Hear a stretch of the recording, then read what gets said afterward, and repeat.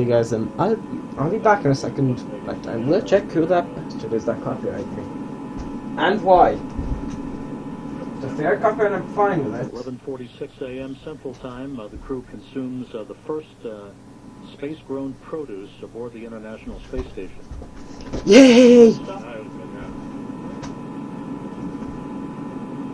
was cool.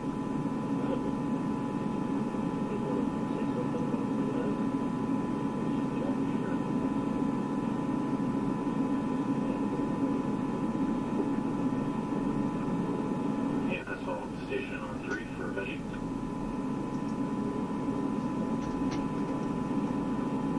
Please go ahead. Well, just wanted to say how much I appreciated getting to take care of these plants in the time that I've been here. You know, I think that there's a benefit to getting to eat the fresh food that we grow up here and the kind of contributions that vegetables and plants like this have to our small ecosystem. But there's a psychological benefit to a space station is a lot of white and aluminum and kind of a sterile environment, and it's really fun to see green growing things in here that we're intentionally growing for sustenance. So we should appreciate the payload, the opportunity to grow and eat and harvest these crops. So thank you.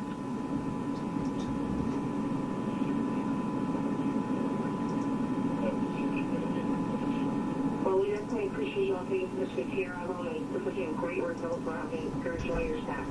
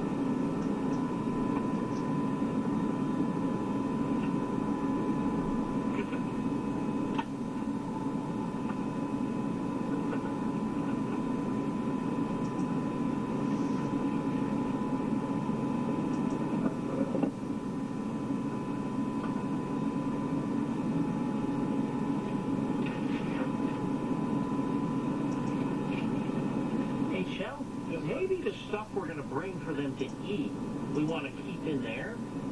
Would that make sense? It would be a little fresher. I don't know. I mean, I think that the protein stuff is just to clean it. I think if we just it's clean, I can put it in here and leave this open. Okay. It's cool in here. I think this is clean. This is a perfect place to store it. Okay. All right. That sounds good.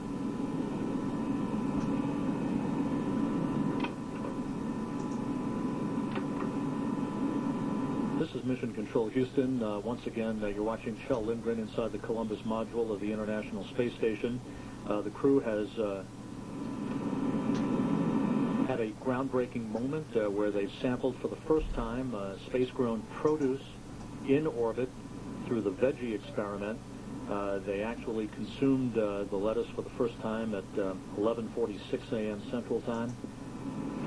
Leaves of red romaine lettuce that they spiced up a bit with a couple of dabs of oil and vinegar. Lindgren joined by Scott Kelly and Camilla Yui, with Kelly offering words of how important this experiment is and will be for future application to long-duration missions out to Mars and so forth. Lindgren also thanking the Payload Operations Integration Center in Huntsville, Alabama, at the Marshall Space Flight Center for enabling him to have an opportunity to grow and then sample the food that they have actually produced on orbit. Later on in today's spacewalk coverage, we will replay all of this with the audio that you heard on an ambient microphone through the Node 2 or Harmony encoder, the HD encoder that you've been watching on NASA television. We'll be replaying this with the audio on Space to Ground 3 as it was heard in its original form. So we'll keep you posted on when that replay will be available. Again, I can just remove the song because it's not that big a deal. Now having been consumed by members of the Expedition 44 crew on board the International Space Station. Okay, let's pause recording for now. There's EVA again! With the tools, back out with you. And we expect sunset in 10 minutes. Copy, outcome.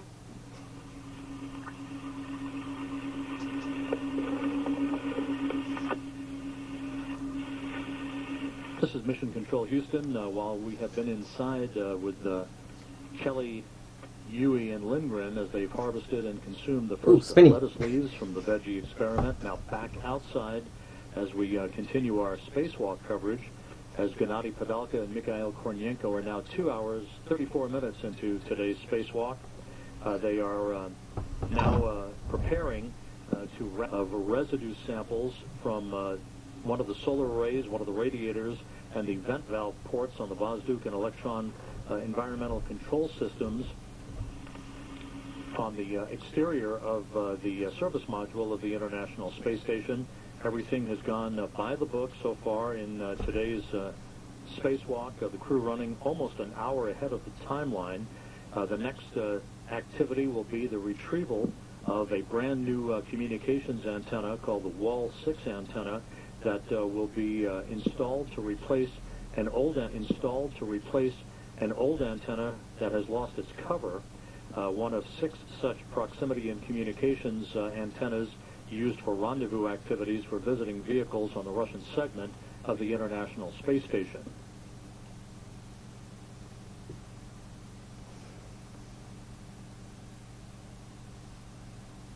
I'll pause recording until something happens. Yay! First time somebody stuff going in space. Unfortunately, it wasn't potatoes, and it wasn't going in human poop. If you don't get that reference, read The Martian.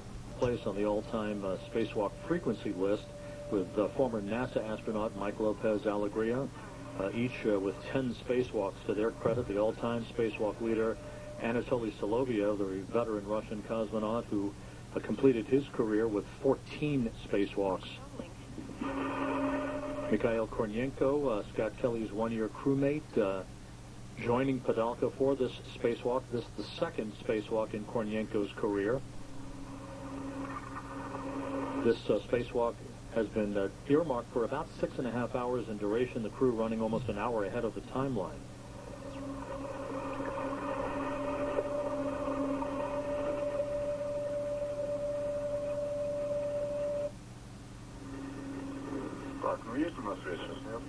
Do we have calling with Moscow right now? Yes, we have you let in clear. It's the thread is tangled up here. I'm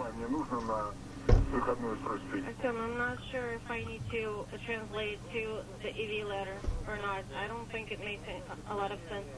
No, Mikhail, you don't need to. You can continue to translate towards the small diameter and wall 5 antenna location.